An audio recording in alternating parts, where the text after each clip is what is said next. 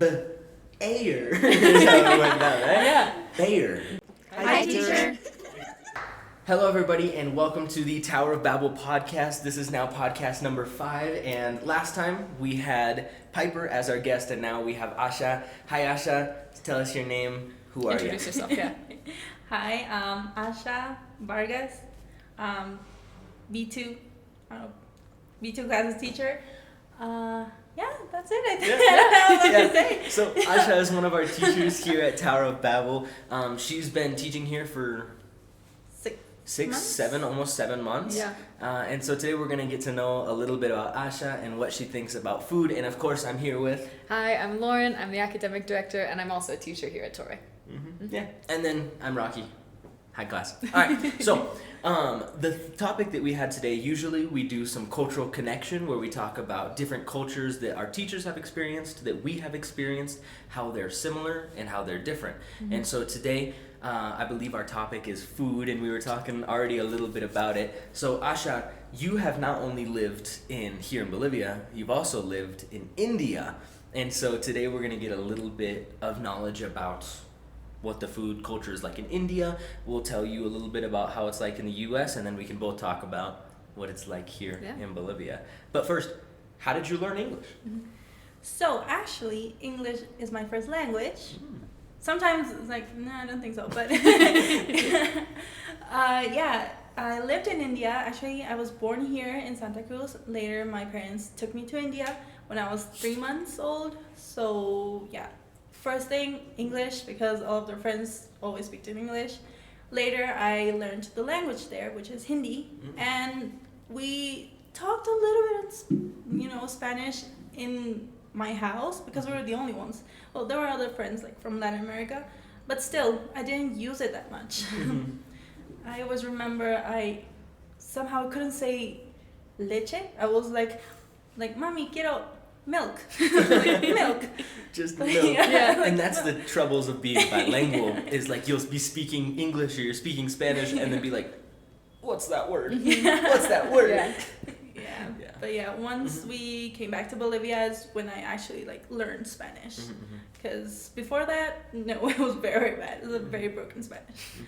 Nice. So, you mentioned in India you learned English. Is there a specific reason why?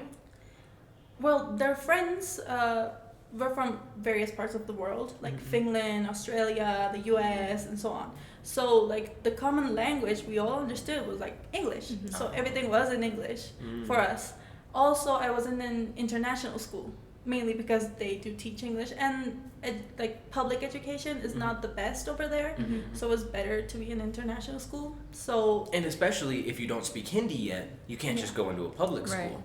I actually spoke English, Hindi, because it was Hindi and English all the time. So, when we went to church and so on, it was Hindi. Nice. But yeah, in school, I only my classes were in English. Once I started the second grade, they started with Hindi, so everything was in English too. That makes sense. Yeah. Well, let's go into food. You have some food-related questions? Yeah. So Rocky and we talked a little bit with Piper and in this last podcast about the differences between food culture around food in the U.S. and here, and I want to expand on that a little more. And so, what is kind of the attitude and the culture towards food in India? What's that like? So I know everyone has seen the TikTok videos and they're like, oh my gosh, food is so dirty, and it's not like that. It's not really like that. So they really care a lot about health. So everything they put into their mouth it goes to a part of a body. It has a function in your body. And does that mean specific foods, or is that maybe specific preparations of it? Is chicken good, or is it the way it's prepared? It depends, because it depends on religion too, what they're going to eat, because they're mainly vegetarian. Some are vegan, but there are others that do eat meat, but it's only chicken and fish, because they do not eat beef at all.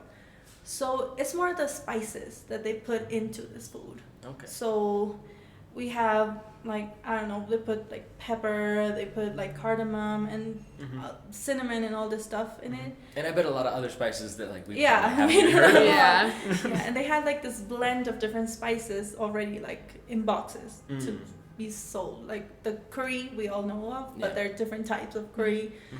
So yeah, it's mostly that because they also eat with their hands. Mhm. It's because they say, I know where my hand has been, so that's why I'm going to put it into my mouth. I don't know how many people have used, I don't know, a spoon or a fork, so I'm not going to put that into my mouth. That's very interesting. Yeah. We had a sister who went towards who like lived for, how long was she in the Middle East for? 2 months. She was in the Middle East for 2 months, and the tradition in this location, I think we're allowed to say it now, Tajikistan. In Tajikistan, is you only shake with your clean hand. Wait, no, Yeah. sorry, you shake with your unclean hand. Your unclean hand is your left hand, and your clean hand Yeah. is your right hand. And so there's this whole culture around like taboo. Sorry, when you go to the bathroom and you're gonna wipe your butt, you only are allowed to do it with your left hand because you greet people with your good hand. And what you actually do is you hide your Your left left hand and hand, go yeah. in with the front. Is there something similar to that in It's India? the same. Really? 'Cause they do not use toilet paper. So before, before bidets and all that stuff, they use like water and their hand. So it was also like only left hand. Yeah. Okay. So you do not eat with your left hand. You do not grab anything with your nothing. So it's like, as you say, the dirty hand. Yeah, and so now as you're into like modern day culture where more people have access to running water, toilet paper, bidets, now it's still just tradition. You keep your dirty hand to yourself. Yes, they That's still do impressive. not use like toilet paper Mm-hmm. because they say it's also something very dirty because toilet paper comes from like trash. And Yeah. so they still use water, but they have the little, I don't know how to say Like it. sprayers. Yeah, little sprayer. Like a Okay, water the pick. sprinkler. The sprinkler. Like different settings on it. But yeah. Yeah. So sorry, rounding back to food. Yeah. So you were talking about how in India, spices are a big thing, and your food is centered around health, right? So what you're eating is very important, almost sacred. Yes, we could say Okay. that. Also, because they do not use meat in a lot of their like foods, they need to have like fine spice and also like different ways of calcium and that sort of stuff to like nurture their body. So, is a lot of beans and nuts? Like how are they Yes. getting that protein? Yes, they okay. do have. They have a lot of lentils. They eat a lot of lentils, like Lentils. every day. They eat. Oh, I read. Yeah, but different type of lentils. They have Yeah. a lot. So they do eat that every day, like for lunch, dinner, and breakfast. Mainly like people that don't have a lot of money. But yeah, if they are vegetarian, so they will eat like sometimes, I don't know, eggs and sort of stuff. But if they are vegan, they don't eat that. Yeah. So Yeah. just lentils. Oh man, that's super interesting. Interesting. So comparatively to the United States, very different. Yeah. I mean, in the United States, there are, of course, some people who are a lot more conscious about like what I'm eating needs to be healthy. But I would say not even close to like, oh, I'm gonna use this specific thing because it helps this specific Yeah. part of my body, right? I'm gonna eat this because it helps my blood circulation, or this because it helps my heart, or something like that. I would say the vast majority, like 80 to 85% of people, consider food more as fuel in the United States, where it's like, how can I eat this and what can I eat so that I can do my job longer, so that I can spend less time eating? How do I do this as quickly and as efficiently as possible? Is it similar to that in I almost said the United States, in India, or is it more of an event similar to here in Bolivia? I think, people that do work in crops and stuff, they do eat more to like help them work. But there's people like working in offices and all that. They have this system. They call this tiffins to the like little. They're not Tupperware, but they're like metal tiffins. They're like stacked. Like a from bento three- box? Oh, Yeah, kind of okay. like that. Okay. So like every mother or wife, they always like cook for their husband that is at work, and they send it with a boy that goes and recollects like all of these tiffins and takes it to the office Oh. and gives it to them. Delivers But- them. That's yeah. cool. But I don't know how they do it. They never get confused. So and they there had- are like a lot of people. They had pedidos ya before pedidos ya was Yeah. a thing. But he was I yelled mean, from home to the office. That's incredible. Do they have a name for it yet? For the India, yeah. Come on. Like, that's perfect. I think like the boys do have the name, but I don't know what it is. Yeah. But like they send food, but it's never like, okay, let me eat so I can work more. It's just like, let me eat because I need to eat. You know, like. Okay. Is it a community event or are you eating by yourself? If they're at work, they're gonna eat by themselves. Yes, but like at dinner and breakfast, they always have it like together as a family. Oh, okay. Also, like food is very big in weddings, so they will always have like this large buffets, but the food never it never finishes. They're always cooking more and more and more, so you can go like, I don't know, have 5 rounds of food and still go and repeat. So if the food if they ran out of food, it's like that was a bad wedding. Oh yeah. So there always has to be like food and desserts and all. So yeah. Get us the food. All right, tell us a little bit about food culture in the United States a little bit more. Yeah, so it's difficult to envelop everything in the United States because like we've talked about before, there are so many different regions and subcultures within that. But I think for the majority of the population, I think a big thing is breakfast is on the weekends. Maybe it'll be bigger, right? Maybe you'll have pancakes or waffles or something on the weekends. But during the week, I think a lot of people tend to have toasts. We had toast this morning. You'll have some toast with jam or something, and maybe some eggs if you have time to cook that. Why do you think that is? I know why it is. Why? Because it's easy and it's quick. But I think actually cooking eggs is probably pretty unusual for a lot of people. I know lots of people who skip breakfast, who just drink coffee, or we used to work with a bunch of people who would buy breakfast at a gas station, and it would be a pastry, a super sweet, sugary breakfast. Or a horribly processed burrito. Oh, a breakfast Jimmy Dean breakfast sandwiches. Those taste good, but those are incredible. They're horrible for you. They're so bad for you. You microwave them in the plastic bag, and it just heats it all together. They're so good. But so really we're talking about a working American, right? So I'm assuming before work you're doing one of those options, and then you get to work, and I know when we used to work a construction job in the US, and you got 30 minutes for lunch, unpaid, and so you hit clock out and you just eat really quickly. And a big common thing is if you're out on a job, you're eating in the car. I'm here in the car, you're here in the car, and we just kind of eat by ourselves and we're on our phones. That's my break time. I'm not talking to anybody. I'm sure in offices they talk a little bit more, but it's still a very individual and a very quick as possible kind of thing. Well, the issue with an office job is, in movies and stuff, you like to be oh, I packed my lunch. That does not happen. No, it does Hardly not. Ever. What happens is I'm gonna get out of here for as long as I can to try to I'm gonna go to a fast food restaurant and order my food. But everybody else has lunch at the same time, so you spend 70% of your lunch break in a line in your car. You finally get to order because you don't want to get out of your car and have to go inside. No, you're in the drive-thru. You don't want to talk to somebody. That's the worst.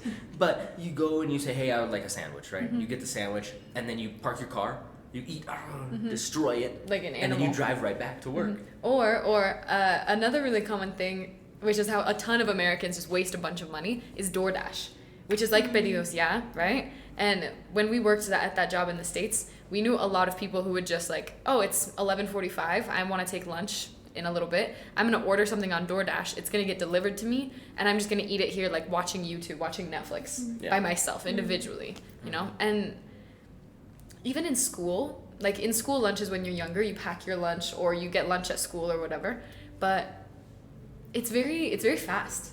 It's very fast, and the concept is I need to get back to doing what I'm doing. I think it's just it's almost a burden where you're just I have to eat again. I always make this joke, I have to put on pants every morning.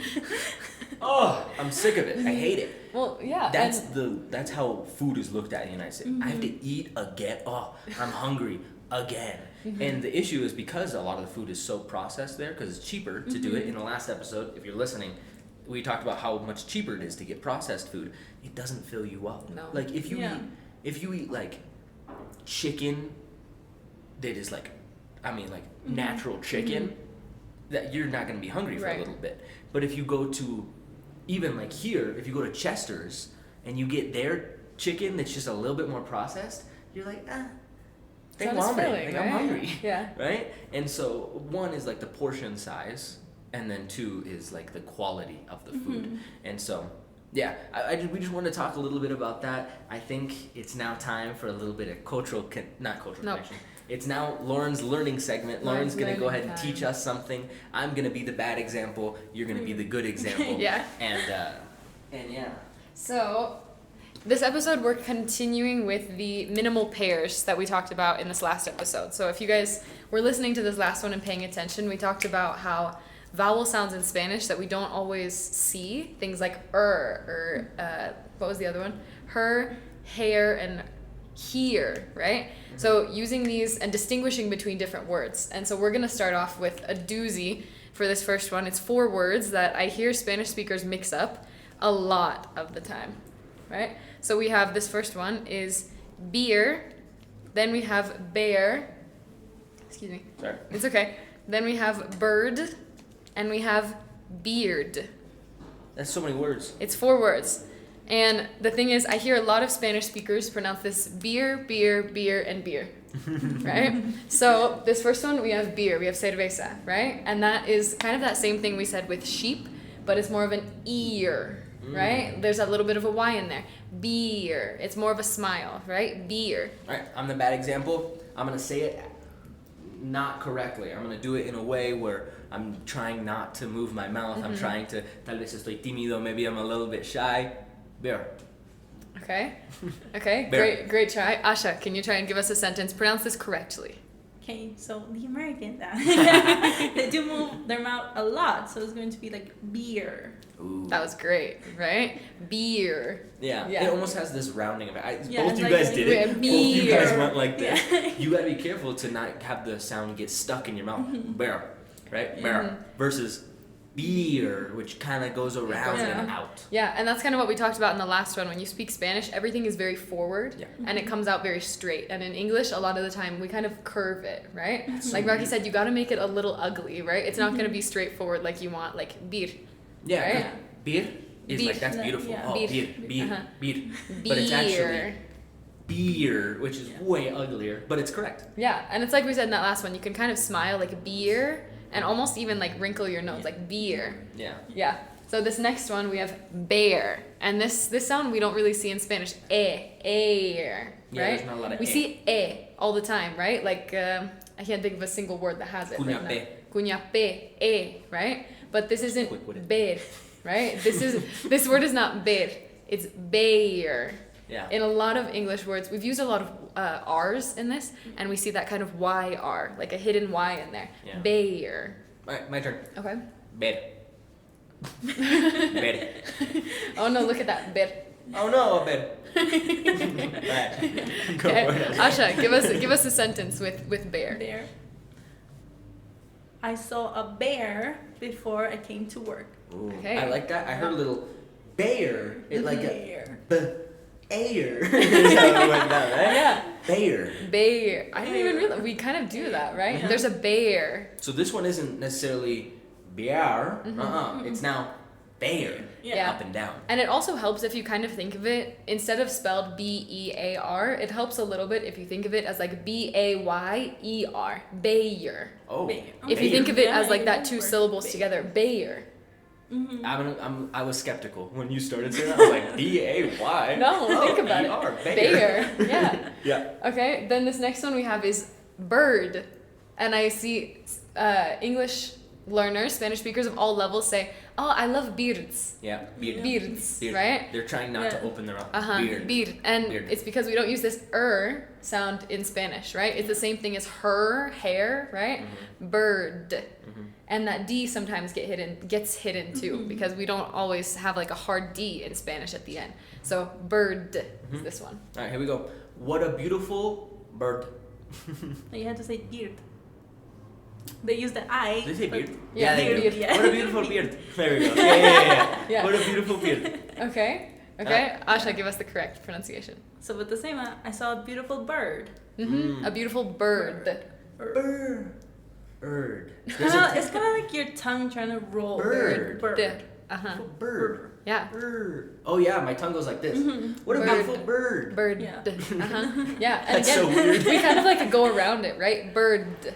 Yeah, bird. And if you're Oh, having yeah. trouble with that D Bird. sound at the end, what you can do is kind of add an like a hidden at the end. Bird. Mm-hmm. Bird. I actually have to do this with my pronunciation class. I make them do the duh sound, right? Mm-hmm. Bird, and then I say, just cut it off. In Spanish, a lot of the words flow together where you're like, ay que bueno. What did you just say? Ay que bueno. But it all kind of goes together. But then in English, when you end sentences, I mean, it cuts off really Hard, sharp. So it's like, bird, and then just cut it. Bird. Bird. Bird. You can even do it with keeping your tongue on the roof of your mouth. Bird. Nah, Bird. that's hard. Yeah. You gotta go. Bird. Bird. I saw a bird. Yeah, I guess. Yeah. I'm with you. Okay, and then this last one is beard. So this one, beard, is pronounced the same vowel sound as beer, as that cerveza, that first one, right? Beard, right? You're like right here. Mm-hmm. But we have that D sound. That's the only thing. Beard. Beard. That's the way you can think of it. B-er-d. Okay. Okay, I'm try gonna it. say a problem that I hear a lot with this. A lot of times in Spanish, the vowels are literal, right? Mm-hmm. You see a vowel, that's how it sounds. When we are then learning English for the first time, we want to make all of our vowels sound like how we believe they should sound. So we might accidentally say beard, beard, right? Where we go E-A, beard, and which is how I would think I say it. You know, that is a big beard. Yeah. Right? That's a big beard. There you go. Okay, give us a try, Asha. So that is a big beard. Yeah. Yeah. Yeah. Awesome. It's kind of like the combination of beer and bird too, right? Absolutely. It's kinda like Yeah. both together. Because we have the vowel sound from beer, right? Beard. Beer, E, but then we have the D sound of bird. Yeah. Beard. Beer. Beard. Yeah. Again, there's kind of a Y in there. Yeah. Beard. Beard. Duh is Yeah. how I would describe it. Around, punch it, kill it. Beard. Okay, do we have time for me to make a sentence with all four of these for our listeners to try? Okay, let's go. Let's go. The bear and the bird with a beard had a beer. Oh, one more time. Here. We'll make it easier. The bear had a beer with a bird with. Wait. The bear had a beer with a bird with a beard? No, hang on. The bear and the bird with a beard had beers. Can we just say the bear had a beer and the bird had a beard? That's great. Yep. The bear had a beer and the bird had a beard. Yep. The bear had a beer and the bird had a beard. All right, ready? And this is me not doing it. Go ahead. The bear had a. I did it again. The bear had a beer. I can't help but accidentally make it sound Mexican. I'm Mexican, I get the pass. The bear had the beard and the bird had the beard. Great. Okay, Asha, give it a try. Okay, let me remember. So, the bear had a beer and the bird had a. Sorry. No, you had it, yeah. Okay, I thought I mixed it up. No, you're good. The bear had a beer and the bird had a bear. Yeah. Okay, that was There we go. really There we bad. go. Okay. Okay. The bear had a beer and the bird had a beard. There it is. Yeah, Yeah. perfect. The bear had a beer and the bird had a beard. That's hard. Say that super fast. Yeah, if you guys want to come into my classes and the first thing that you say, if it's that sentence and you say it correctly, I'll give you an extra point. Nice. Your All class right. too or no? Yeah, you She guys doesn't can. like you guys. Alright, last segment before we go. I believe we have. It sounds like there's one in there. Some paper in there. There we go. Alright. You want to read it? Sure. I'll put it back. Okay, please can you talk about how older people can learn English because it's hard and difficult. ... How can older people learn English? It's difficult. We've all heard the saying before. You know, you can't teach an old dog new tricks. That's the thing, right? But it's actually, you can teach an old dog new tricks. You just need to figure out how you can best do it. Do you have any tips of how people who are older can try to meterse within the language? Yeah. I try to think of my parents because, okay, they do know English, right? But I was like talking to you, I think, and so you like when they like listen to music, they're like, I do not know what they're saying. Like I cannot understand it at all. So you have to like do it slower.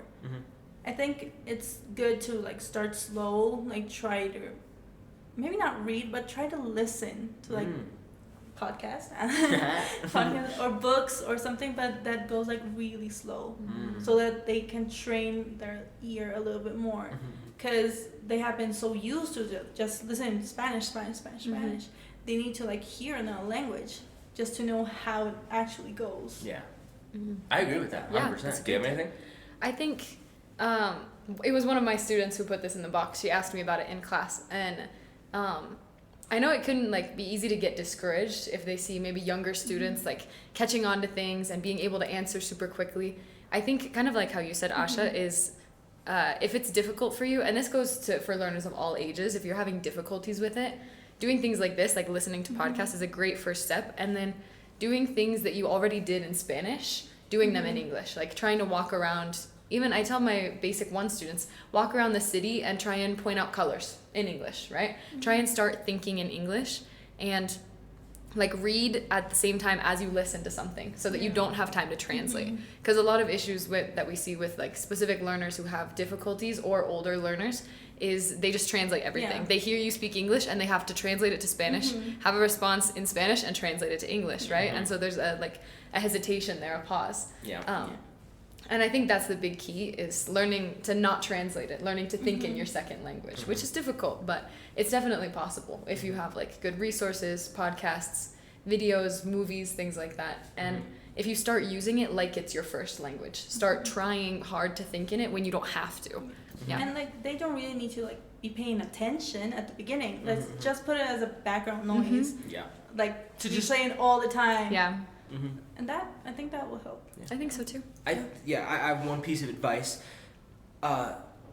Older people, this is basic knowledge, have spent more time on the earth, right? They have listened to their native language longer. They have only spoken one language for longer. And so then what ends up happening with that is like, okay, I, as an older person, have wisdom. I know how life works. I know how this works. I know how this works. And then you have to revert yourself back to being an infant, which is a lot harder when you've had to be right with your family. You've had to be correct with your job. You've had to do all of these things in the proper manner. Whereas if a 15-year-old comes in here and is like, oh, I haven't said a right thing all day. Like, I have been wrong my entire life. They don't feel bad for saying something incorrectly and then immediately being like, no, how do I fix that? And like, there's not shame around it. I want you guys to know, learning language, there's no shame around it. It's honestly such a good thing that you guys are like wanting to learn languages even if you are older. And so I think that with that comes like, it's okay to be wrong. It's okay to be wrong. It's actually better to be wrong. I would rather you say it wrong than you accidentally say it right.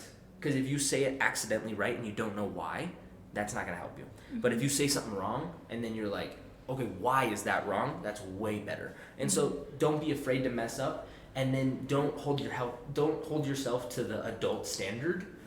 Bring yourself down to the child standard, because you're learning a new language. Yeah, I mean, if you think about like, I went through this when I was learning Spanish, and I'm still learning Spanish, but I said one time like, se ha rompido, right? And one of my friends was like, oh, it's roto. And I was like, what do you mean? She was like, sometimes little kids say, se ha rompido, right? You have to bring yourself back down to that level of being like a kid and not knowing how the language works and things like that. And like you said, we'd rather you mess up, especially for me, I always prefer that you mess up saying it than not say it. Oh, yeah. It's always better to speak and make mistakes than to not say it at all, because then you're going to feel that embarrassment or that fear of speaking. And that's no way to learn a language. You wouldn't know what you knew now if you didn't mess up in the past. Yeah. You need to mess up. All right. I believe that's all we got. Thank you guys for listening. This was longer than the last one. Really? Yeah, I just watched it cross over the last one. So, hope you guys are enjoying these 2 30-minute podcasts. That's special treat nice. For you guys. Yeah. So, once again, thank you, Asha, for being here. Thank you for telling us. And we will see you guys next week. Stay immersed. Stay immersed. Immerse yourself. Immerse yourself.